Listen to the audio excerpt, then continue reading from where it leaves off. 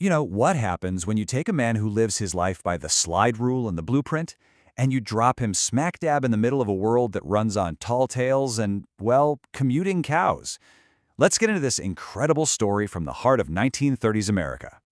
So let's meet our guy, Harlan Wicks. The year is 1934, he's in St. Louis, and he's a brand new mechanical engineer. And for Harlan, this isn't just a job, it's his entire worldview. We're talking shirts pressed so the pleats point due north, sandwiches cut into perfect squares. His whole life is just a system of beautiful, predictable order. And then an envelope shows up. It's from this legendary mill manager, a guy called Cap Gates, down in Crossett, Arkansas. The letter is incredibly blunt. It basically says, "We need engineers. Show up by July 10." And just like that, Harlan's perfectly ordered world is about to get completely, and I mean completely, turned upside down. Of course, his neighbors in St. Louis, they've got some opinions.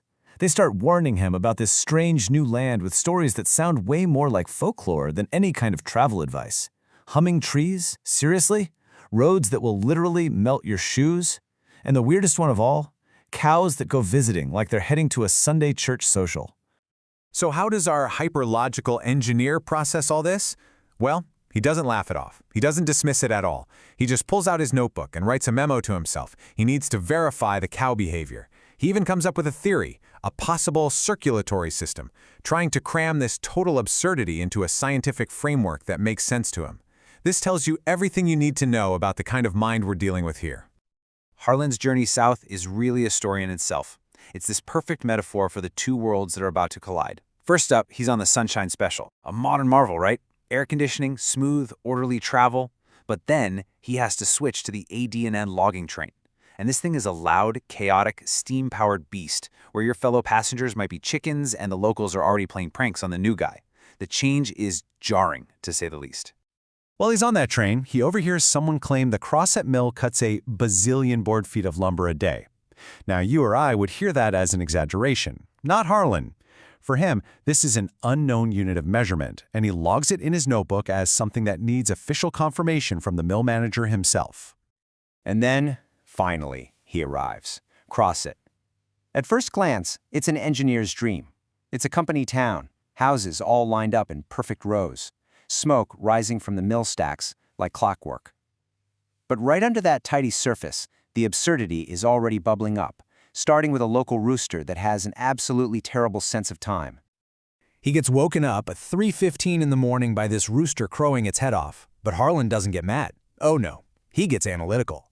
He cracks open his notebook and makes his first official entry from Crossett, diagnosing the bird's performance as a technical failure. You see, he's trying to map his own logical system onto a world that just doesn't play by the same rules. And that's because Harlan is learning the biggest unwritten rule of his new home really, really fast. In Crossett, the literal verifiable truth, it's not nearly as important as a well-told story. It's all about the style, the confidence, the delivery of a claim. That's what gives it power, not the actual facts.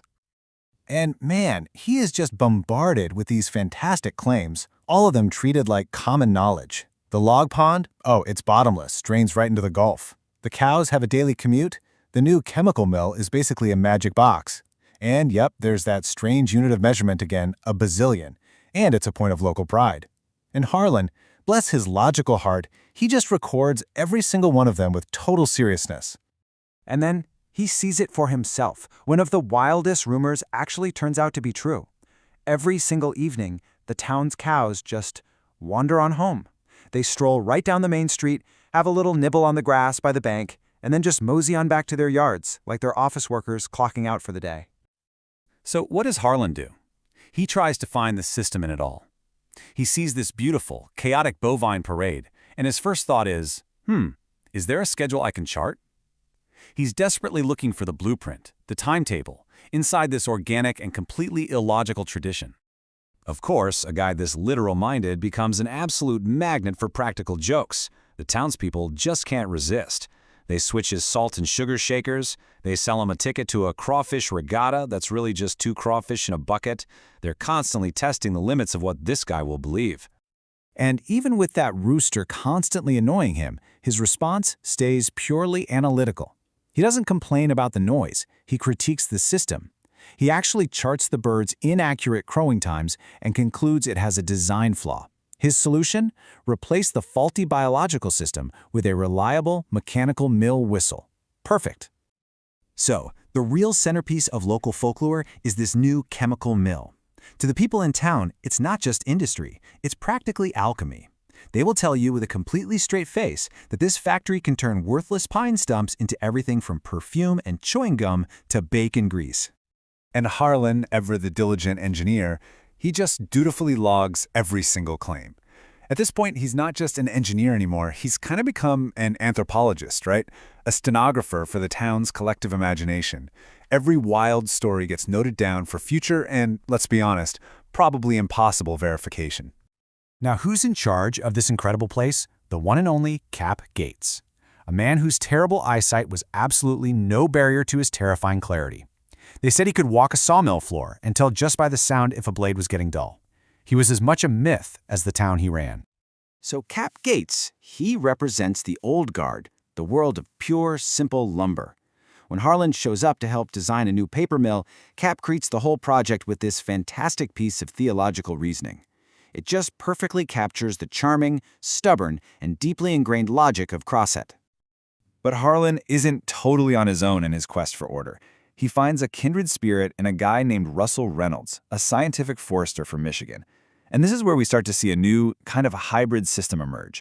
You've got Reynolds and Harlan with their precise measurements of trees and steel working right alongside the town, which measures its own life in these wonderfully eccentric and human ways. And this brings us to Harlan's transformation. He's sitting there late one night designing this massive paper mill, and his thinking has totally changed. He's not just calculating flow rates and load-bearing capacities anymore. He's starting to see the machine through this new, almost poetic lens, a fusion of his engineering brain and the town's metaphorical worldview. He's finally learned the local language. In the end, Harlan came to Crosset to build the machine. But you could say the town ended up rebuilding him.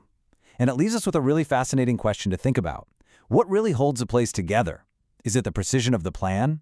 Or is it the power of the stories that a community tells itself?